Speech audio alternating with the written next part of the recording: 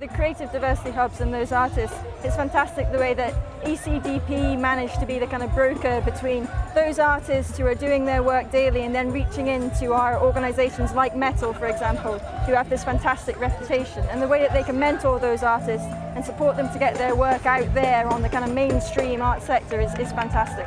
Being like a new artist in terms of graduating only 2 years ago and luckily being funded by the Arts Council last year on my other project, Be Composed, I really need that support from sort of other organisations to be able to continue developing my work. And as I said, like, it's all really new to me and I'm only just learning and starting out. But coming out of the university, having that, being in a supported environment to not necessarily having quite the same support, it's been really good to have indie support from the Essex Cultural Diversity Project to actually be able to basically continue making my work. Also being able to meet with him and have these conversations with him to continue developing my work and having that general support and backing. But the major challenge was actually engaging when I'm not personally Jewish. That would be the first question I'd get asked, and as soon as I answered no, I'm not Jewish, there was much more reservation in what they were willing to give. So that was the huge challenge of actually being able to engage. It was yesterday that was my major breakthrough. So having said yes to doing the children workshops at the Village Green on the Friday, which was their Children's Day, where I had 150 children come and engage with my project. And I'm really pleased that I said yes to do that, because that was huge for my project itself. That was the first point where I had Jewish children come and engage with the project, but also feel safe within the installation, also walk around the event raving about the installation and feeling very proud of their community, and that was the major thing for me. Yeah. My name is Lata Upadhyaya and I'm a visual artist, and majority of my time I work with metal, which is very solid, heavy material, brass, copper, with the texture, form, pattern and all. But recently I have done a project through ECDP. It's about Johnny Foreigner, which was almost like my autobiographical when I first came to this country. I believe when we travel to different countries, we always take our little bit personal belongings and all. So I went around the local community in Tarak, interviewed them, and sort of got so these pieces, each object has got a story behind it. I could explore a completely different media. Though my theme is same, journey, my previous works, like the metal and brass works, are very heavy and solid pieces of work, and they are comes out from journey as well. But this is journey, but it has got the solidness of the emotion, it's emotionally very, very heavy. So I was trying to balance between the heavy metal, the material, and the heaviness of the emotion. There's quite few people who were open to talk about how they came, what they bought, and things like that.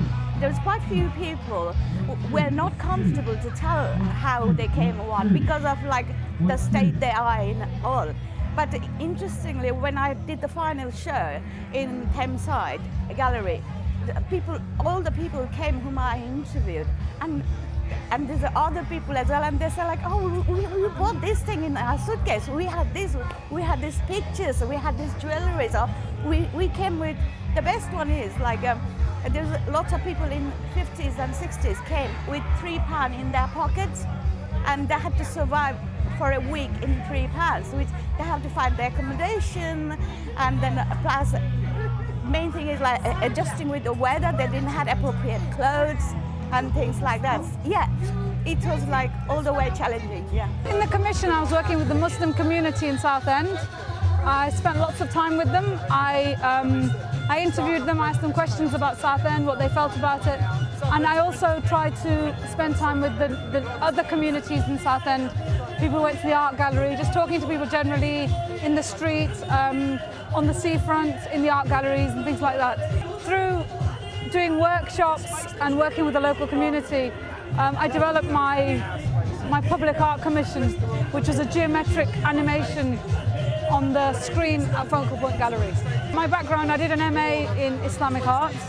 I draw using a compass and a straight edge. I draw complicated mathematical geometric patterns, but my work is also about contemporary, contemporary issues. It's contemporary work.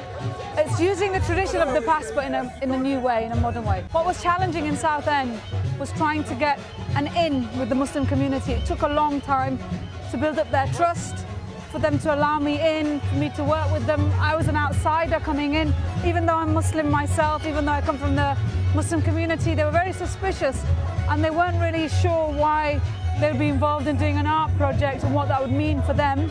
So over a long time, I think over about 3 to 4 months, I built up trust.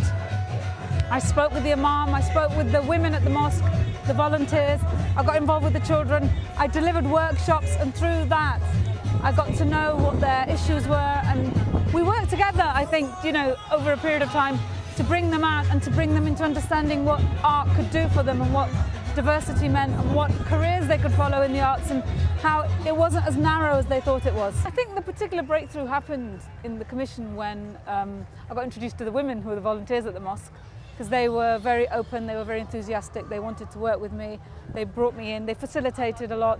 So once I'd got through the initial barriers of who are you, what are you doing, why are you doing this, once I'd got through that and once I was allowed into the mosque and to do workshops with the children, they were very friendly, very welcoming, very helpful, and the kids loved it. They really, really enjoyed doing the artwork. For the project, I think one of the successes was bringing those children out of the mosque environment and out of their community into the Focal Point Art Gallery, bringing them into doing art workshops and seeing art as a broader thing and something that was connected to the wider world and what they could do and be part of. For me personally, I think perhaps something like this would be better embedded in a space, because I was coming as an artist and there was no space for me.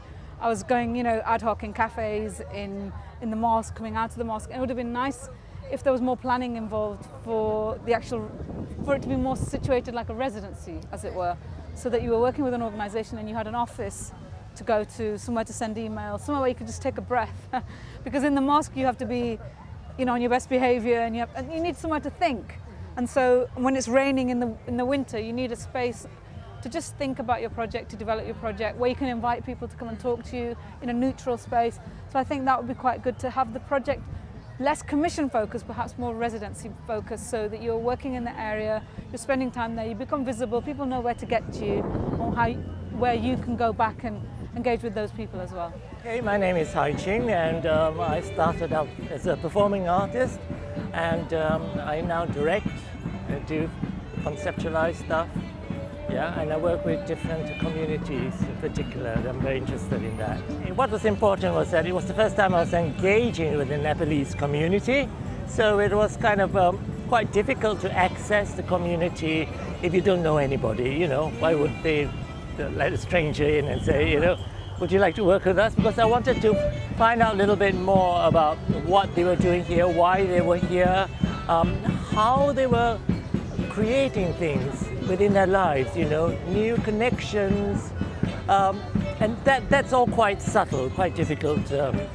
So what happened was that I was very lucky. I met somebody called Lakshmi Rai, who was very open, and she is a woman who had a bit of difficulty trying to get herself educated, but managed to do that. She's now a care worker in this country, and she wanted to start a charity called Junkiri, which means fireflies, because she wanted to raise money for the education of women. And the light from the fireflies to her symbolized hope. So I got some money to try work with different communities on a tradition. This was Ramayana, and I was working therefore in Grace in Sarak, and thought that because the Nepalese community are South Asian, and within that area of Ramayana, I thought we could use that as an access point. And so very luckily found her, and she was most enthusiastic person. We started talking, and I said, we should record some oral histories looking beyond the Gurkha image, which is the most important thing for me. they said, well, if you want to engage the Nepalese community, you must have a competition of some sort. So we had a dance competition, and they loved dancing. And the community here, young girls and young boys, trained themselves up with a senior person who might have been a dancer in Nepal. And that's how we started to get the ball rolling. And we were very fortunate that Thorough Council supported us with a theatre. The challenges were really how then do I move on from the dance competition. So this was where Lakshmi was very, very important as a facilitator. She was my facilitator between the Nepalese community and what we try to do. And I said to her, in order to help her charity develop, let's do an oral history project where we collect about 15 oral histories of Nepalese here, and then tie that up with an art project of an installation of 15 fireflies that would represent the 15 oral history interviewees. And I was very fortunate. We got the money from the Heritage Lottery Fund, and we also got money from Essex Cultural Diversity, the Creative Arts Commission.